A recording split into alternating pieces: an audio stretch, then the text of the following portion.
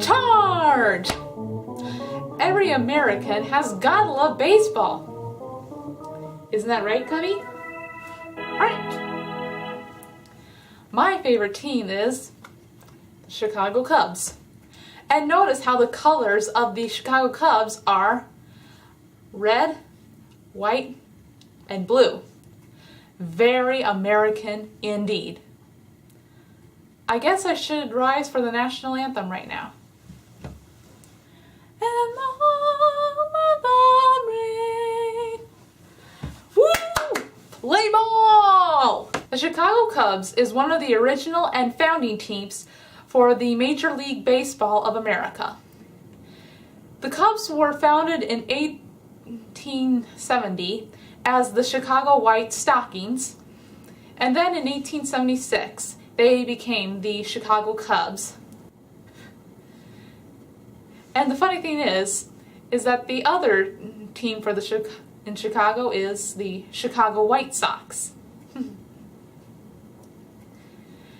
The name for the Chicago Cubs came when, at one of their first baseball games, there was a bear cub present.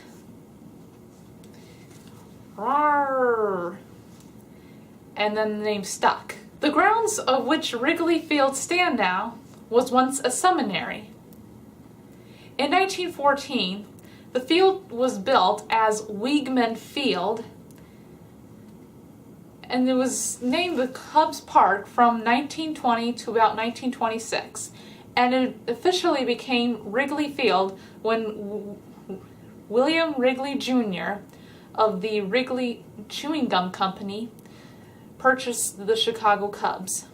Peanuts, popcorn, cotton candy, hot dogs, Pepsi.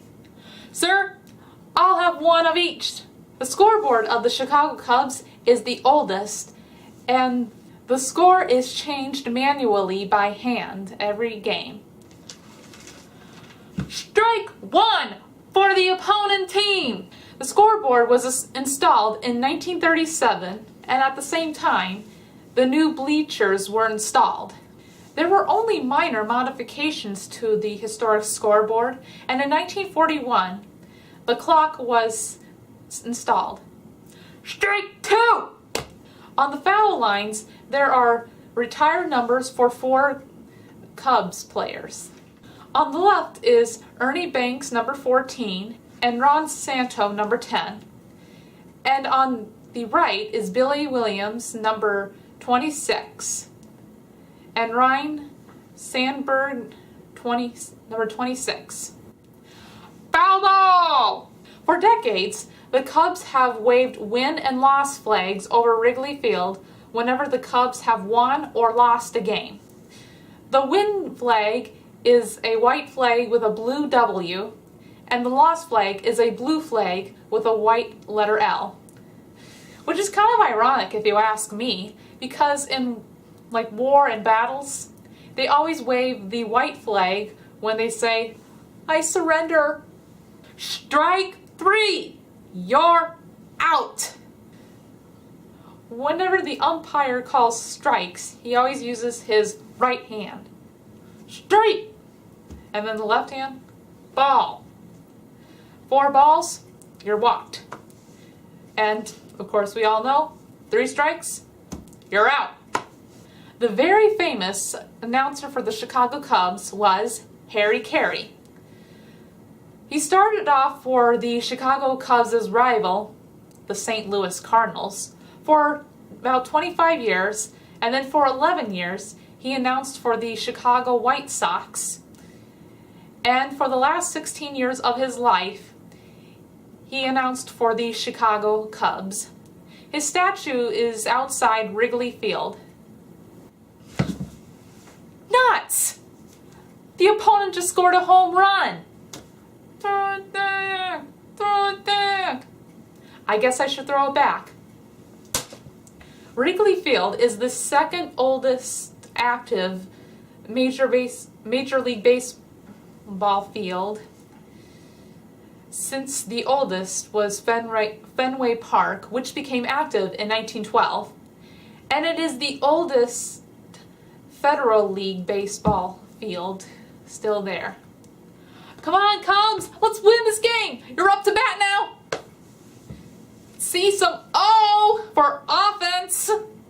Wrigley Field is known for its brick wall whenever players are up to bat, and for its ivy-covered walls when the player hits the ball. Of course, when baseball season starts in the very early spring, when it's still pretty much winter, you can only see the vines of the ivies, which have no leaves. But as the baseball season progresses on into the spring and summer, and through all the April showers, which bring May flowers, then you can see the ivy leaves on the walls. Wow! It's out of the park! Oh, what now? There's a cat on the field? Ugh. There have been times when animals have interrupted games. You talking about me? No, not you, Cubby. Oh. In 2009, a cat interrupted a Cubs baseball game during the 4th inning. And of course, it held up the game. Should have left it to the Cubs.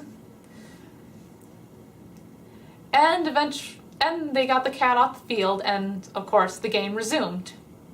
Okay, they now picked up this cat now, so let's get back to the game. Let's win, Cubs. A unique feature to Wrigley Field is the rooftop seatings on apartments adjacent to Wrigley Field. So if you live in those apartments, you can watch the Cubs game up on your own roof. How cool is that? Now it's time for the 7th inning stretch. For it's root, root, root for the Cubbies. If they don't win, it's a shame. For it's 1, 2, 3 strikes, you're out at the old ball game. Of course, for big things always start small. In order to play in the major baseball league teams, you have to start off in the minor league baseball teams. One of the minor league baseball teams for the Chicago Cubs is in my home state of Iowa, the Iowa Cubs in Des Moines, Iowa. Come on, Cubs, you've almost won this game. Every year when the baseball season starts, it always starts off with the president throwing out the first pitch of the game. This tradition has been started off by President William Howard Taft, who always loved baseball as a child. He was a great hitter, but not much of a great runner because he was literally the largest president of the United States. And of course, the baseball season ends with the World Series. I just hope one of these days that the Cubs will win the World Series since the 1900s. I hate to say it, but I'm still a die-hard fan of the Cubs. I'm Hannah Ackerman. And I'm Caray. And this is with History Live and Play Ball. Whoa! A grand slam! The Cubs win the game!